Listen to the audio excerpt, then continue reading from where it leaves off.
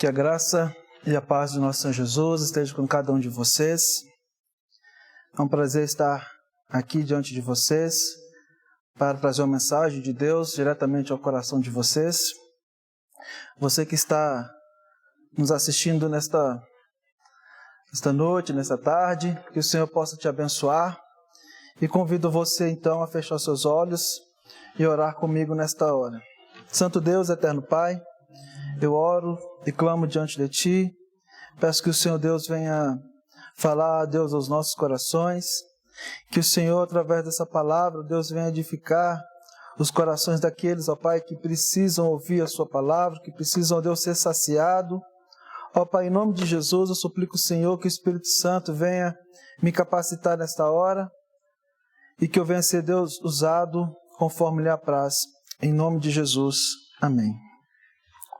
Convido a você a abrir a Bíblia comigo em Colossenses capítulo 3, versos 12 a 17. Colossenses capítulo 3, versos 12 a 17. Diz assim a palavra do Senhor: Revesti-vos, pois, como eleitos de Deus, santos e amados, de eternos afetos, de misericórdia, de bondade, de humildade, de mansidão, de longanimidade. Suportai-vos uns aos outros, perdoai-vos mutuamente, caso alguém tenha motivos de queixa contra outrem. Assim como o Senhor vos perdoou, assim também perdoai-vos. Acima de tudo isto, porém, esteja o amor, que é o vínculo da perfeição. Seja a paz de Cristo o árbitro em vosso coração, a qual também fosse chamado em um só corpo, e sede agradecidos.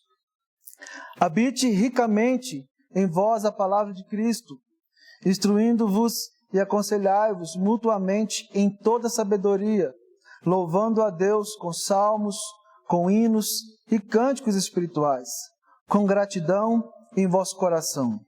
E tudo o que fizer, seja em palavras, seja em ações, fazei em nome do Senhor Jesus, dando por Ele graça a Deus Pai.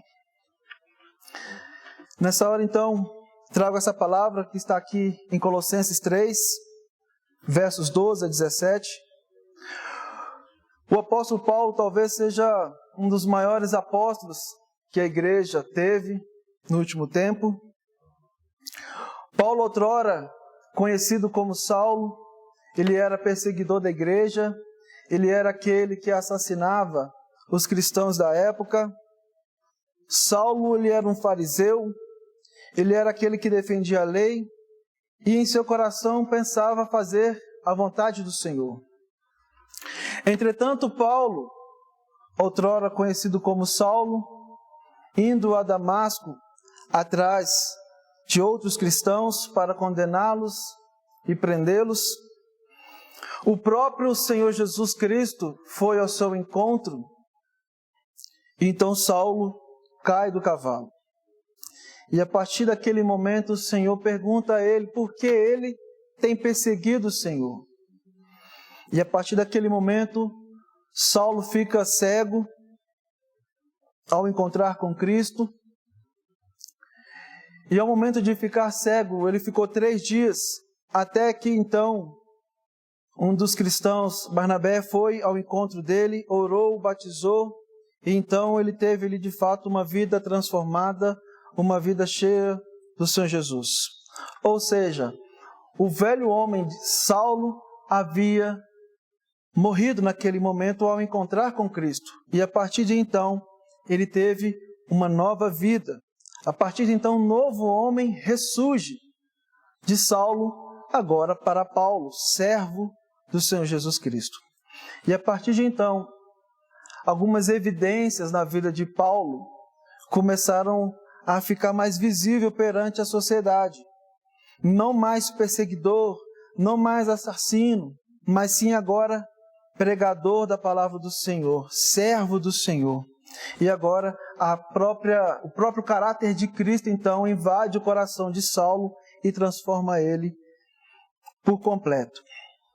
E a partir disso, meus irmãos, eu quero trazer para vocês, então, que nós, quando encontramos o Senhor, nós temos uma vida também transformada. Nós também temos uma vida cheia de virtudes, cheias de caráter, cheia de graça. As mesmas graças, o mesmo caráter de Cristo, então, habita em nós agora como filhos, revestidos, eleitos do Senhor. A cidade de Colosso, ela ficava ali próximo ao vale do rio Lico. Ela ficava ali na Sulina, na antiga Frígia, que ficava ali próximo ao oeste da Turquia moderna. Colosso, ela ficava situada numa estrada comercial principal ali de Éfeso, para o leste, e ela era importante devido ao seu comércio, à sua indústria de tecido. A lã era tosquiada ali, era atingida aquelas ovelhas nessa cidade, ali no vale do rio Lico. Ela era atingida, e o nome Colosso era usado para uma coisa específica para aquele momento. Porém, pouco a pouco, essa cidade que até então ela era importante devido ao comércio que havia naquele lugar, ela foi diminuindo, ela foi perdendo força devido ao avanço do Império Romano e à prosperidade das cidades vizinhas de Laodiceia. Então, elas se expandiram ali e prosperaram. E diante disso, Colosso, então, estava cada vez sendo menosprezado pelo fato das cidades vizinhas estarem crescendo. Esse era o período que o apóstolo Paulo vivia, ali próximo, ali em Éfeso, nessa cidade. E havia ali vários elementos culturais, religiosos e sociais, e isso se misturava ao longo daquela cidade. Entretanto, o ministério, a igreja de Colosso, não tenha sido Paulo que tenha implantado essa igreja ali, mas sim outro irmão. Em Atos 19, no capítulo 10, vai ter esse relato ali, onde o apóstolo Paulo pregava naquelas cidades, na cidade de Éfeso, nas capitais da Ásia, e pelo resultado da sua palavra, ela alcançou vários irmãos naquela época, tanto gregos, tanto judeus, foram alcançados. E a própria carta de Colossenses nos afirma que provavelmente não tenha sido Paulo de fato responsável pela obra missionária naquele lugar. E talvez o responsável por evangelizar essa cidade e implantar essa igreja tenha sido Epáfras. Provavelmente ele tenha ouvido a palavra do Senhor quando o apóstolo Paulo ministrava ali nessas cidades. E por isso, então, Epáfras é o mais provável homem do Senhor, servo do Senhor, que tenha implantado a igreja do Senhor em Colossenses, em Colosso. Ele era nativo daquela cidade, ele era bem visto para aqueles irmãos ali em Colosso, ele era amigo do apóstolo Paulo, e até o apóstolo Paulo também dá referência a ele na própria carta. Epáfras, então, foi procurar Paulo ali na cadeia, quando Paulo foi preso. Ele foi relatar ao apóstolo Paulo como que a igreja estava desenvolvendo. Ele foi relatar para o apóstolo Paulo que ela, a igreja, tem aceitado de fato os ensinamentos apostólicos, tem aceitado e tem estado firmes na fé dos apóstolos. Porém, esse irmão também levou para o apóstolo Paulo que a igreja estava correndo sério perigo. A igreja estava sendo, por muitas das vezes, sendo introduzida falsos ensinamentos na igreja. E para esse irmão, a igreja estava então em ameaça. E o apóstolo Paulo então escreve a carta aos irmãos de Colossenses para exortá-los, para orientá-los quanto à vida agora do Senhor Jesus. O apóstolo Paulo então vai lembrar esses irmãos que antes eles estavam mortos em seus delitos e pecados e que o Senhor Jesus Cristo veio, morreu e ressuscitou e agora deu a eles uma oportunidade, uma nova vida. Assim começa a carta de Colossenses. O apóstolo Paulo, então, ele faz uma defesa à fé e declarações de defesa. O apóstolo Paulo escreve a carta trazendo ali muitas exortações a esses irmãos em Colossenses. O apóstolo Paulo começa a declarar que Jesus Cristo de fato ressuscitou por eles, morreu por eles, sofreu por eles. E agora eles precisavam então ter uma vida diferente, deixar a parte de teoria e agora ter uma vida prática diante do Senhor. Paulo começa a lembrar aos irmãos a obra de Cristo. Nós podemos observar isso já logo no verso 13 do capítulo 1. Quando Paulo começa a descrever a obra que Jesus fez, libertando esses irmãos do império das trevas, libertando esses irmãos de falsos ensinos, e agora Cristo é a sua rocha. Vemos também declarações no capítulo 2, a partir do verso 8, o apóstolo Paulo orientando esses irmãos a terem cuidado com os falsos ensinamentos. E com certeza nós, nos nossos dias, também enfrentamos isso, com falsos ensinamentos, com falsas doutrinas, falsos mestres, e a maneira pela qual nós devemos combater esses falsos ensinos, esses falsos profetas, é tão somente através das Escrituras, através dessa verdade que é a palavra do Senhor Jesus. Então aqui, no capítulo 3, Paulo já começa a introduzir aos irmãos, dizendo: se vocês, de fato, ressuscitaram com o Senhor Jesus, ou seja, Paulo está colocando em xeque a vida desses irmãos como cristãos, como nova criatura. Paulo então faz uma advertência: olha, se vocês, de fato, ressuscitaram com Cristo, ele retoma o pensamento já expressado no capítulo 2, o verso 12 e 13, dizendo: ressuscitados com ele, lhes deu uma vida juntamente com ele. Ou seja, o apóstolo Paulo está fazendo uma correlação com esses versos. Se com Cristo vocês morreram para o mundo, com Cristo também vocês ressuscitarão. Os irmãos colossenses estavam sendo assediados pelos perigos. E provavelmente, se o apóstolo Paulo, se Cristo não tivesse vindo e transformado a vida desses irmãos, eles voltariam ao paganismo.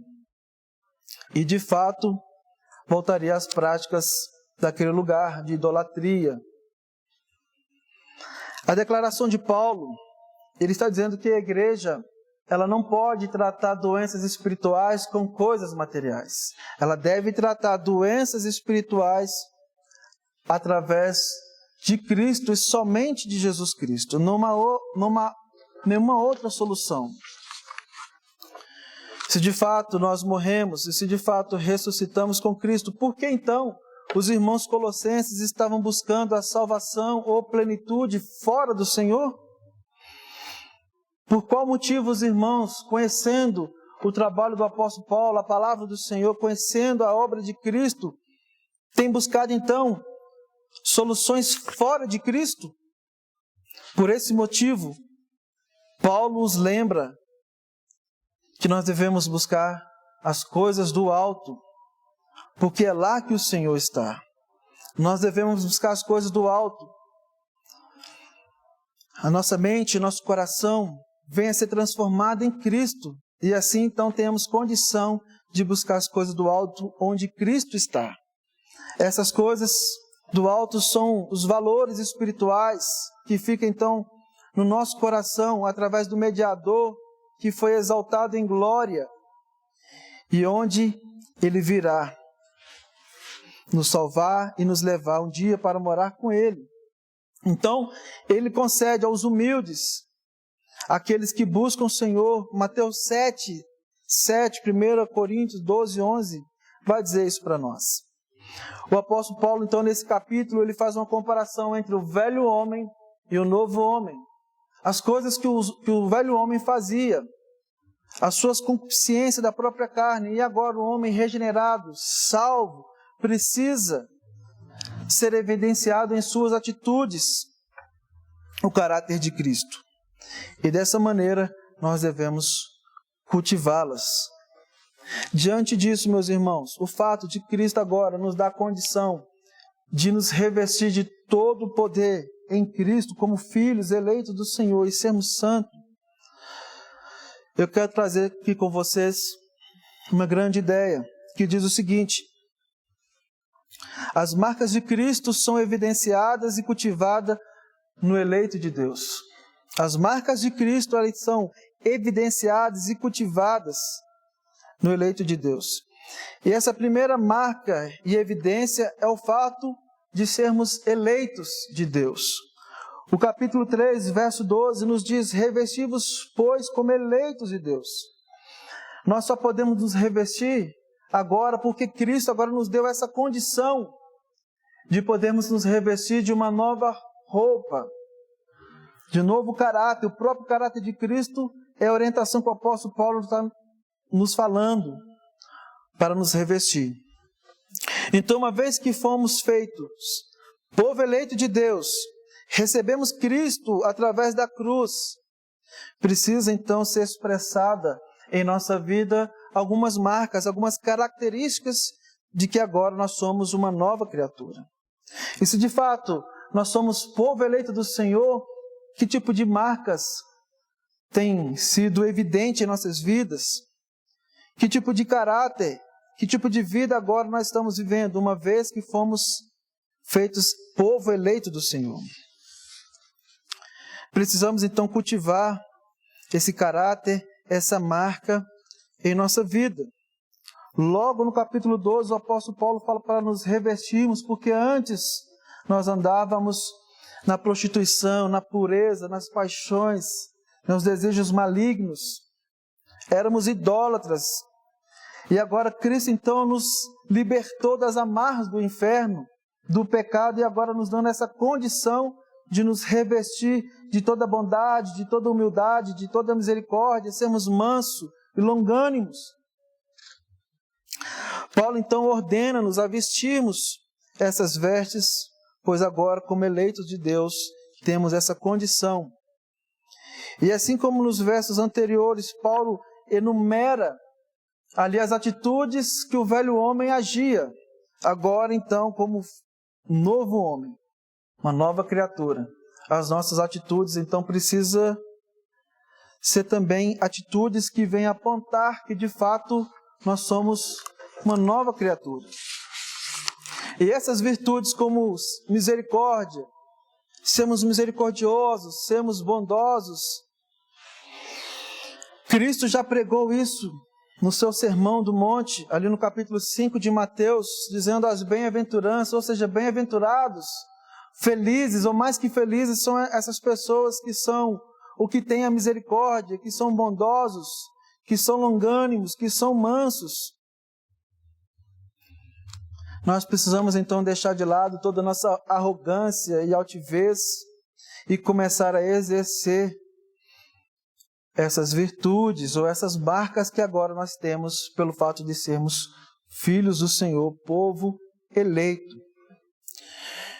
Como eu disse, Jesus já no Sermão do Monte nos ensinou que as pessoas serão muito mais felizes se em seu caráter ser atribuído então essas marcas como de misericórdia, bondade, mansidão e longanimidade.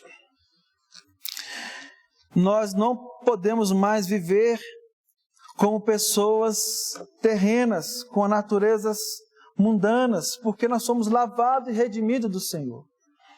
Como povo eleito do Senhor, o fruto da carne, ela precisa ser destruída, ela precisa ser aniquilada. E o fruto do Espírito, então, assim como diz Gálatas no capítulo 5, possa então ser evidente em nossas vidas. Porque se nós, como filhos de Deus, eleitos de Deus, andarmos como outrora, no fruto da carne, o que Gálatas capítulo 5, verso 19 e 21 vai dizer que se tais coisas praticarmos, nós não herdaremos os céus. E só herdarão os céus aqueles que de fato morreram e ressuscitaram e agora fazem parte da família de Deus como seu povo. Então, por esse motivo, Paulo nos orienta a nos revestir com o fruto do Espírito. Elas precisam ser evidenciadas em nossas vidas. Nós precisamos, então, vestir essas vestes novas e, a partir de então, as virtudes, essas marcas, elas serão evidentes em nossas vidas e a sociedade, as pessoas de fora, verão que de fato nós pertencemos ao Senhor. Assim ela vai demonstrar que de fato pertencemos a Cristo e a crucificação de Cristo, pagando ali, riscando toda a nossa dívida, foi suficiente e agora nós somos um povo separado para a glória dele. Esse novo homem, ele foi separado como povo eleito de Deus por um motivo, para ser santo, ou seja, para buscar uma santidade, para buscar ter uma atitude perante a igreja, perante a comunidade, que você agora é uma pessoa nova, lavada e santo, porque o nosso Deus por isso nós devemos ser. Então o fato de Deus ter nos separado como seu povo eleito é para sermos santos e amados por Ele. A eleição, ela é divina. Eu e você, nós não tenhamos nenhuma condição de adquirir a salvação, senão através de Jesus Cristo. 2 Timóteo 1,19 vai dizer que de fato a eleição pertence ao Senhor e Ele já nos elegeu. E esse termo de eleitos expressa a verdade que o homem não consegue por si só conseguir a salvação. A salvação, ela é um ato da livre graça de Deus. O próprio Deus tomou essa iniciativa e nos atraiu para Ele. Assim então, a vontade humana, ela não é suficiente para nos fazer povo de Deus. Como diz o Evangelho de João, não nascido da carne, nem do sangue, mas nascido na vontade de Deus. E verdadeiramente nós somos livres diante do Senhor. O próprio Cristo, Ele realiza esse ato de nos dar a salvação. Efésios capítulo 1, verso 4, vai dizer que a salvação vem do Senhor. Romanos 8, 30, também vai dizer essa questão que a salvação vem do Senhor. E que não há nenhuma condenação mais. Interessante em nós entendermos isso, que desde a eternidade nós fomos eleitos, não é mérito nosso, mas sim da graça de Deus.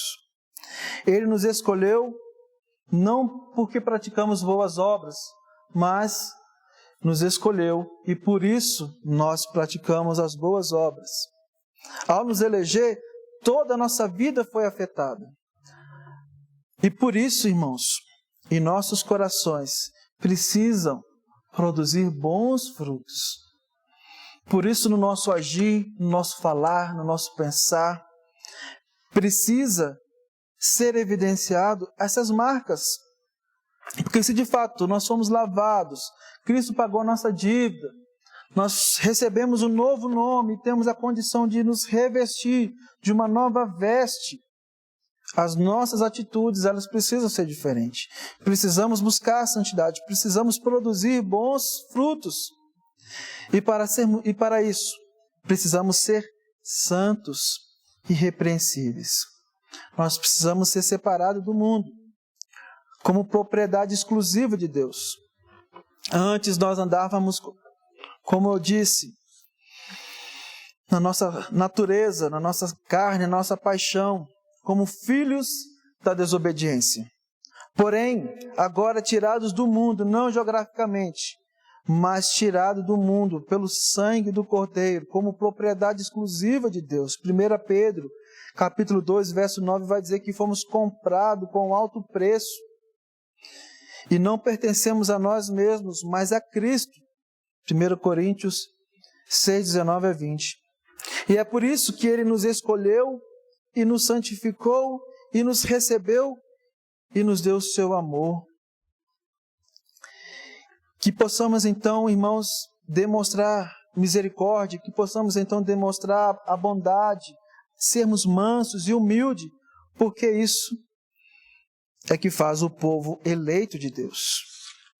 Outrora nós andávamos como ovelhas desgarradas, sem pastor, sem esperança, sem o Senhor. Efésios 2, 12. Porém Cristo, o próprio Cristo deu a sua vida por nós, por nossos delitos e pecados. Éramos escravos do pecado. Consequentemente, estávamos debaixo da ira do Senhor. No entanto, agora, de inimigo, passamos a ser amados do Senhor. Nós passamos a ser filhos do Senhor. Assim está registrado aqui no Colossenses 3,12. Revestivos, pois, como eleitos de Deus, santos e amados. Nós, irmãos, somos as meninas dos olhos do Senhor. Somos o seu prazer, o seu amor eterno. A segunda, irmão, marca que vai ser evidente em nossos corações como povo eleito do Senhor é o perdão. Nós precisamos saber perdoar. O Paulo, logo aqui no verso 13, diz assim: suportai-vos uns aos outros, perdoai-vos mutuamente, caso alguém tenha motivo de queixa contra outro, assim como o Senhor vos perdoou, assim também perdoai-vos. Essa é uma virtude de um novo homem, daquele que foi regenerado, que foi lavado no sangue do Cordeiro. O apóstolo Paulo está dizendo aqui que esse novo homem, ele precisa saber perdoar e suportar o seu irmão. Não no sentido de suportar se não tem que suportar, não, mas de dar o suporte para esse irmão. E logo, na parte desse versículo, ele nos dá a razão para sermos, ou para fazermos isso. Assim como o Senhor nos perdoou, ou seja, o próprio Cristo, ele é o nosso maior exemplo. Ele nos perdoou de toda a nossa imundície. O próprio Deus, através do seu Filho amado, nos perdoou, nos justificou. Ou seja, assim como Cristo fez, devemos fazer também. Desta maneira, Paulo nos dá essa advertência para deixarmos de sermos teóricos e passarmos a sermos também práticos. Porque nós pregamos, perdoa o seu irmão. E muitas das vezes, quando acontece conosco, nós não conseguimos fazer. Mas o fato é que na própria oração que Cristo nos ensinou, que é a oração do Pai Nosso, Ele já diz: perdoai-vos, perdoai, assim como eu também tenho perdoado. Essa é a advertência que o apóstolo Paulo faz no verso 13.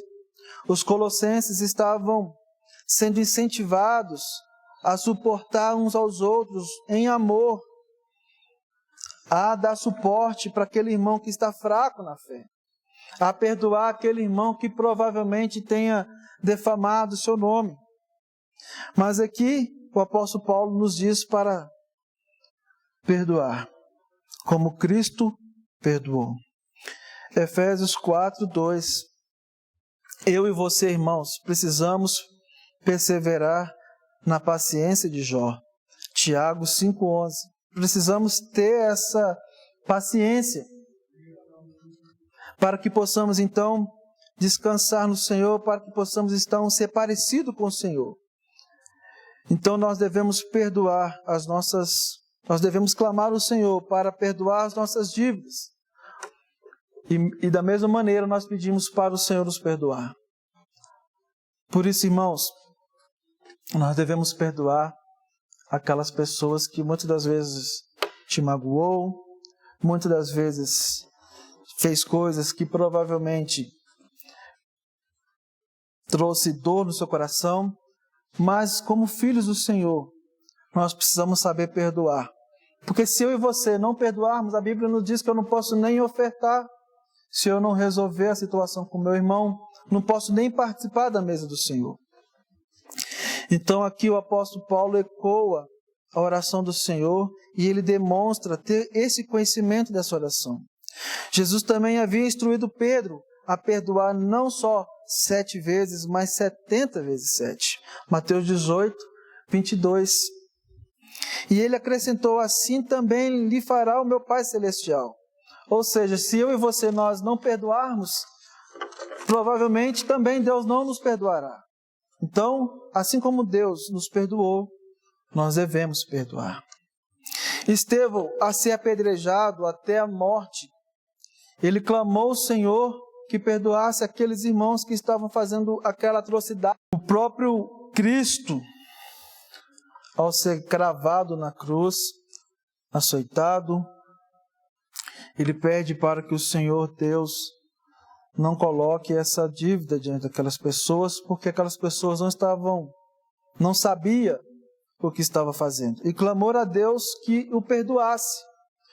O perdão de Deus é completo até o fim, irmãos, e por isso nós devemos perdoar também. Trata-se de um perdão que abrange todos os pecados do passado, do presente e do futuro. Foi isso que o próprio Deus fez por nós. E na verdade, irmãos, pelo fato do próprio Deus ter nos perdoado, Romanos 8 vai dizer que não há nenhuma condenação para aqueles que estão em Cristo Jesus. Ou seja, você e eu, nós não recebemos nenhuma condenação, mas para isso precisamos estar em Cristo Jesus. E o fato de estarmos em Cristo Jesus, o próprio caráter dele precisa refletir nas nossas vidas também. Então, por isso, o apóstolo Paulo relembra o sacrifício de Cristo, sendo a própria oferta para a nossa salvação, a fim de fornecer então poder motivador para nós perdoar como Ele perdoou. Sermos cristãos transformados, sem amargura, perdoar em amor. O apóstolo Paulo dá essa ênfase na encarnação de Cristo e especialmente no sacrifício realizado ali na cruz do Calvário. Assim, devemos perdoar como Cristo também fez em amor uns pelos outros, Ele também nos amou. Paulo orienta os irmãos de Colosso, então, a fazer exatamente o que Cristo fez. O cristianismo é mais do que mera aceitação de doutrinas ortodoxas, irmãos. Ela é também um relacionamento correto com Deus e com os outros. O maior mandamento que o próprio Cristo nos deu foi amar a Deus acima de todas as coisas, com toda a nossa força e entendimento. O Evangelho de Marcos vai dizer isso. E também para nós amar os nossos irmãos como a nós mesmos. Então, se de fato nós fomos lavados, redimidos no sangue do Cordeiro, por isso o apóstolo Paulo começa o capítulo 3, portanto, se fosse ressuscitado juntamente com Cristo, buscai as coisas do alto. Com quem nós somos parecidos, irmãos? Que tipo de marcas e evidência há em nossas vidas? E se de fato Cristo nos transformou, o seu falar, o seu agir precisa ser parecido com Cristo. Quando Paulo fala suportai-vos, ele quer dizer servir as pessoas como âncora, como uma escora, para que aquela pessoa então venha conseguir se levantar. Quando o apóstolo Paulo diz aqui no capítulo 13, suportai-vos, não é simplesmente de ter que aturar ou aguentar aquela pessoa, mas de andar com aquela pessoa, de ser o suporte daquela pessoa. Carregar suas cargas.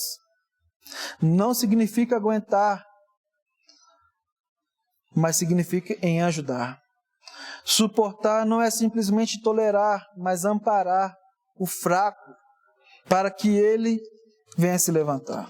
Romanos 15, capítulo 15, verso 1, Paulo vai dizer: nós que somos fortes devemos suportar as debilidades dos fracos e não agradar a nós mesmos.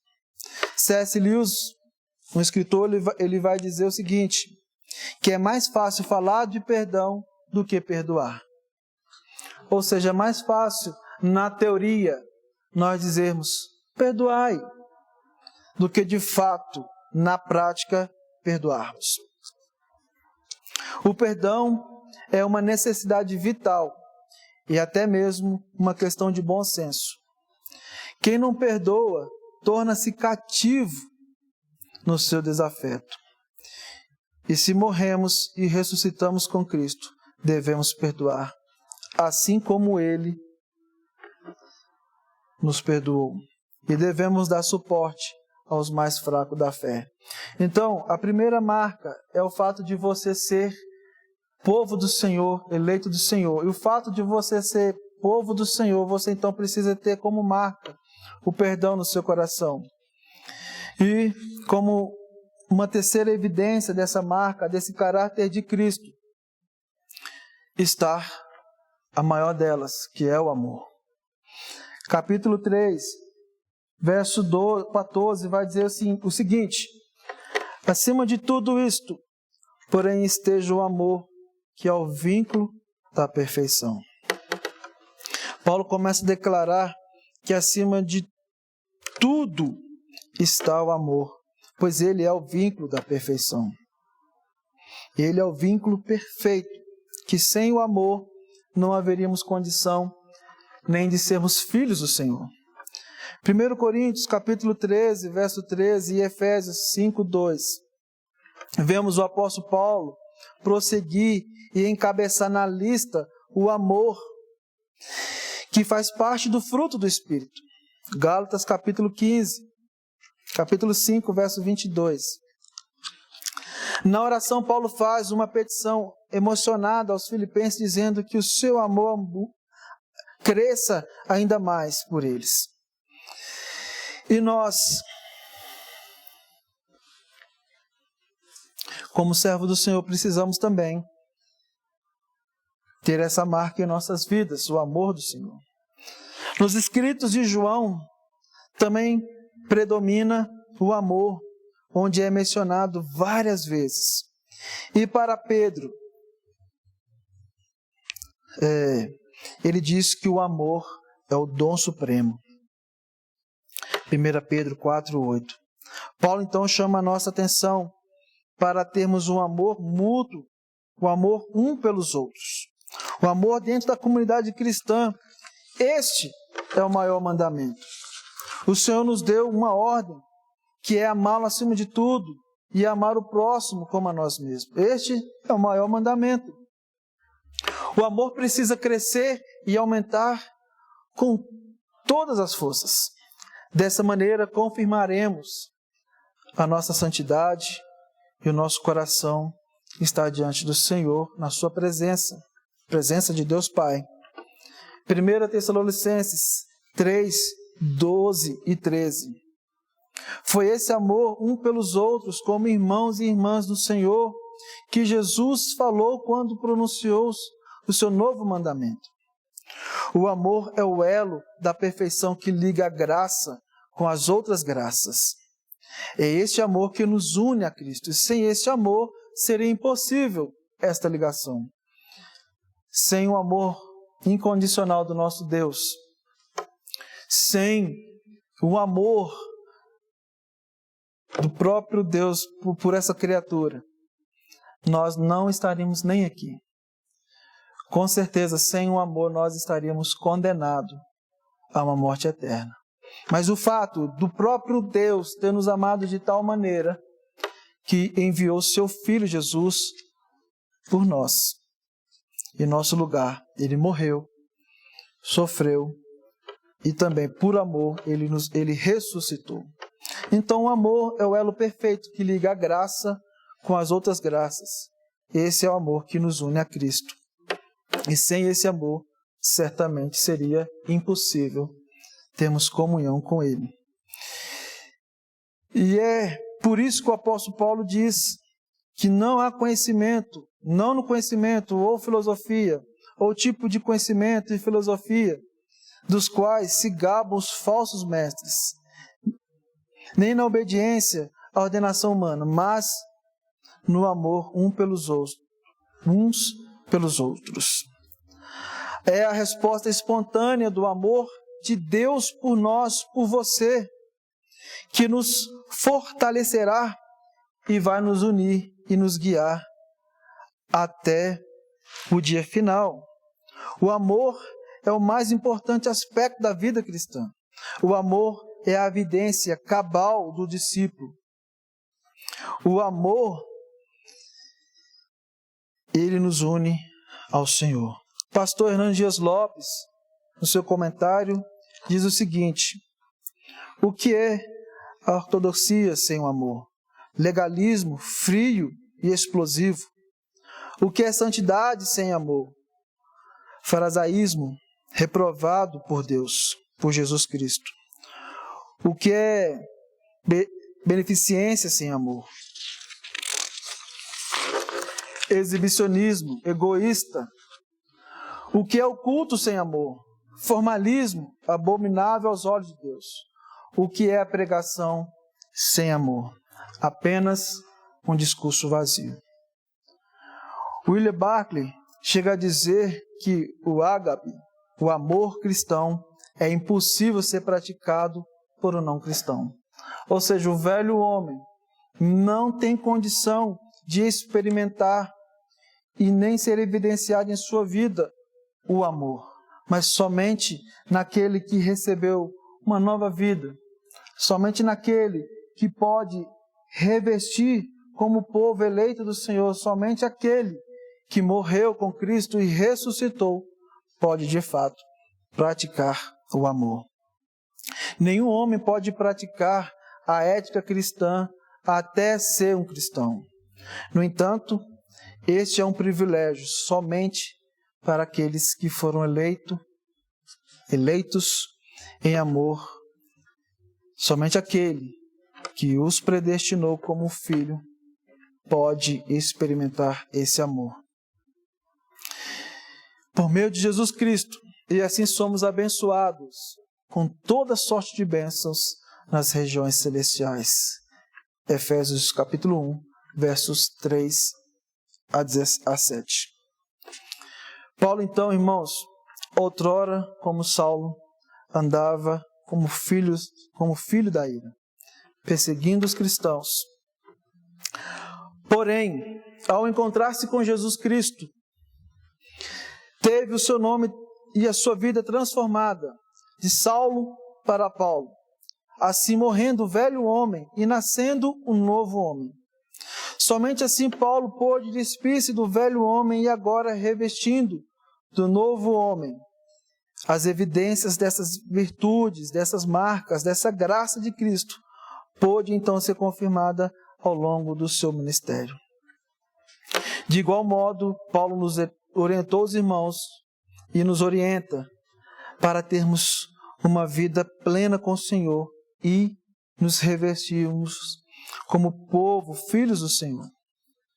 Agora, como eleitos de Deus, precisa ser evidenciado as marcas, o caráter de Cristo em nós.